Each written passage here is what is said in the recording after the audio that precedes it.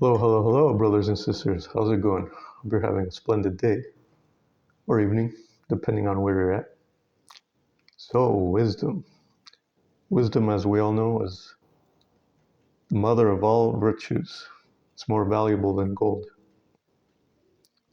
As well, most of us know, as believers, the story of King Solomon, where he prayed to God for wisdom, and God was so pleased with him that he not only gave him wisdom, but he gave him all the riches. Since you prayed for wisdom, God said, and I will give you much more than just that. And Israel was at its largest under King Solomon's reign, as most of us know. So, what is wisdom? Let's try to define what wisdom is before moving forward. So, what's the difference between wisdom and intelligence? Well, intelligence asks the question, how should I do this? How should I do that? Whereas wisdom and intelligence are basically siblings.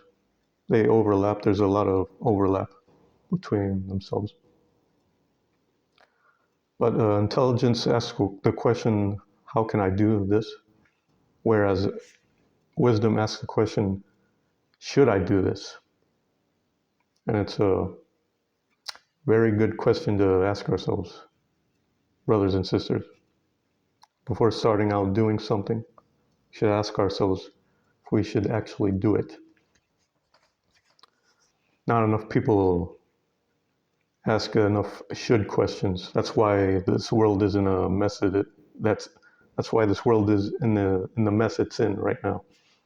As we all know, it's in a huge mess. So for example, scientists, uh, when they come up with all these new technologies, all these smartphones, all these AIs, these new inventions, they're not really asking the question, should they make these things? They should ask themselves, should I make this? Is this thing going to actually benefit society, or is it going to make it worse? Of course, we know that they don't ask these questions because money is involved. Whenever money is involved in something, then magically all the should questions go out the window. It is what it is.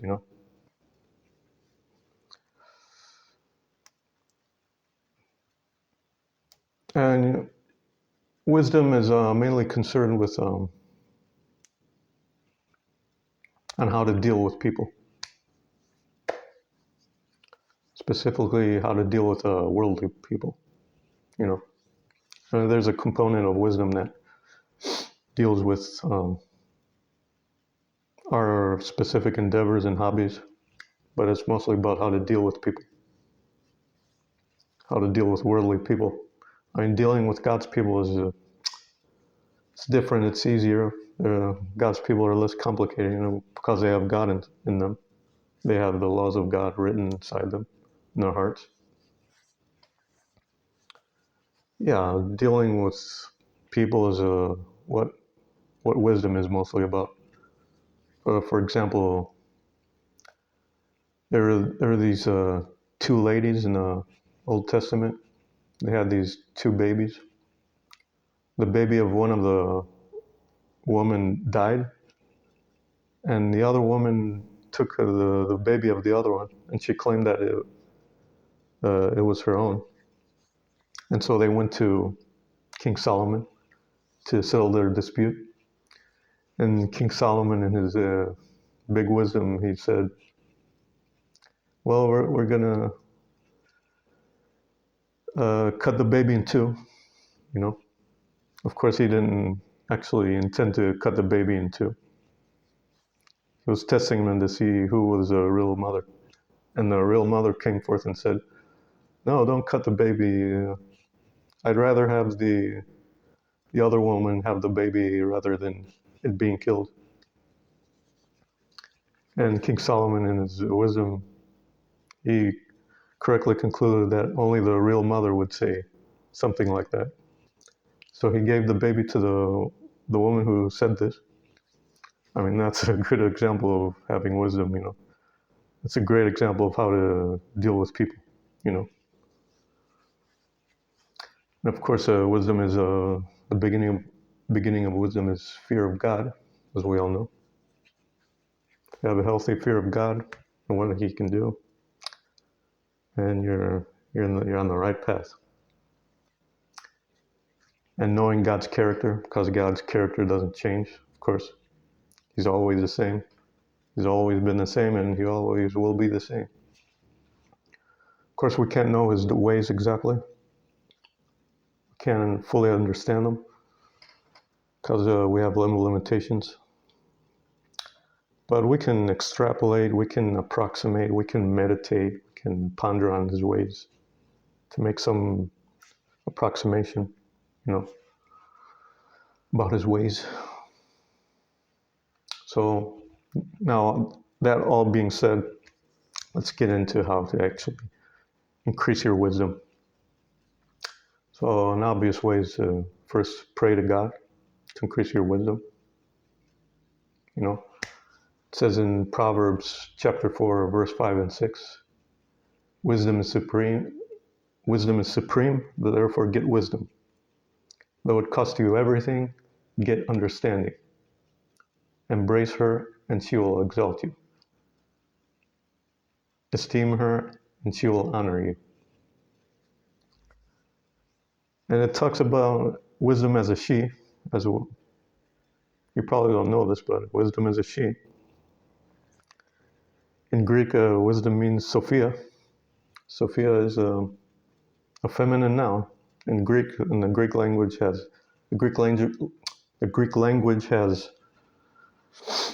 feminine and masculine nouns.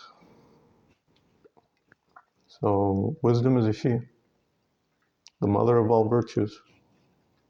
All the other virtues flow from wisdom. That's why we should pray for wisdom first and foremost. And when you pray for wisdom, watch God move in ways you could never imagine before in your life, brothers and sisters. Your jaw is going to drop. God is going to blow your mind. I'm telling you. And a second way, of course, read the Bible, obviously. Because the Bible is chock full of stories where biblical knowledge was applied. Just like when Jesus, the time when the Pharisees called Jesus to talk to him, to ask him some questions. They were trying to get him to say wrong things about the emperor of Rome. And Jesus knew right off the bat what they were trying to do. And he asked them to give him a coin, flipped it around, looked at it, asked them, who is this? And they said, Caesar. And he said, Matthew chapter 22, verse 21. Well, give to Caesar what belongs to Caesar, and give God what belongs to God. I mean, they couldn't trap Jesus. I mean, he knew what they were up to, you know. So the Bible is chock full of stories like this, you know, to increase your wisdom on how to deal with people.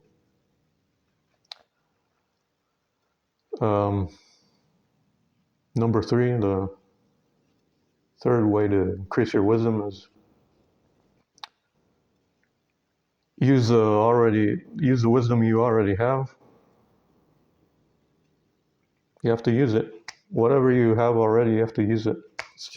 Wisdom is just like a muscle, you know, where you go to the gym to, you know, do bench press in order to increase your strength, or at least you have to maintain your already attained strength.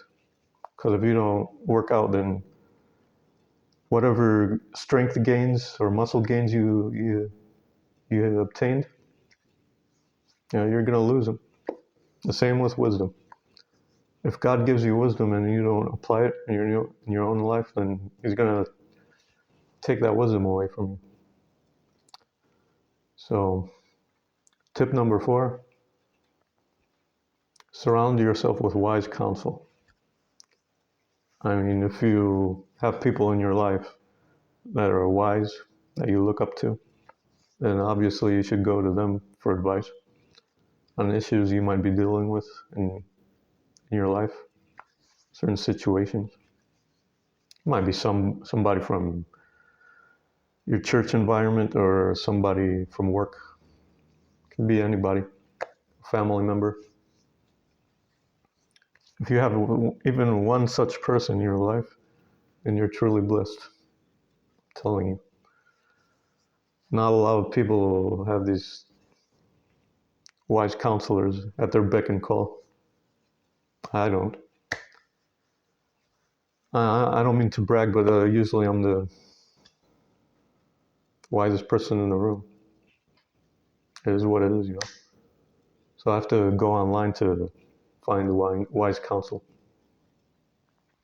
Of course, God will eventually bring me into contact with wise people wiser than me. Of course, it's something that I want, you know. I don't want to always be the wisest person in the room, you know. Okay, tip number 5: let your life experiences be your teachers. Do an autopsy on your previous life experiences. What do I mean by an autopsy? Of course, we know the literal sense of the word autopsy. When somebody dies, you cut them open to see the cause of death. And sometimes us serious chess players, we use this word, autopsy. Whenever we play a game and we finish a game, we go over the game, we review it, we review the mistakes we made, you know, either by ourselves or with our opponent, or with an engine we call Stockfish. So you should do the same thing. You should go over your previous life experiences in your mind and see the mistakes you made, what you could have done differently. Question the motives and the things of what other people did in those circumstances. Ask yourself questions like, why did this person say this particular thing they said to me? Why did they do this thing? Why did they do that thing? What were their motives? What could I have done differently? Ask yourself these questions. Meditate on these experiences, you know? That's how you grow wiser, through your previous mistakes. And as you do this, you extract valuable life lessons through that. And when you extract these valuable conclusions and life lessons, and you avoid making the same mistakes in the future, you know? You upgrade your wisdom tenfold when you go over your previous experiences in retrospect. You say things like, oh, I could have done this. Oh, this person said this because of this motive, you know? And next time you'll know how to deal with it in a more effective manner, you know? So yeah, that's pretty much it, what I have for you today, brothers and sisters. I was debating putting a Bible quiz in this video because when I posted the first Bible quiz, for some reason, YouTube didn't recognize it as a short. I put it in the correct dimensions, 1920 times 80, 1080, or whatever the resolution has to be. For some reason, it doesn't recognize it as a short. I don't know. So from now on, I'm gonna put Bible quizzes in my videos. But I didn't put one in this one because I didn't want to make the video too long. And in a shorter video, I'll put Bible quizzes whenever I do shorter videos. So yeah, that's pretty much it. If you have any prayer requests, send them my way. More than happy to help you out. Good problem you might have. Also pray for me. Should all be praying for each other, you know. If this video resonated with you, and put the smack down on the like button. Destroy the notification bell. Subscribe. Comment down below what you think. If I missed anything. Share the video on your social media. That would help me out tremendously. Okay, so that's pretty much it, and I'll see you brothers and sisters in the next video. Bye-bye.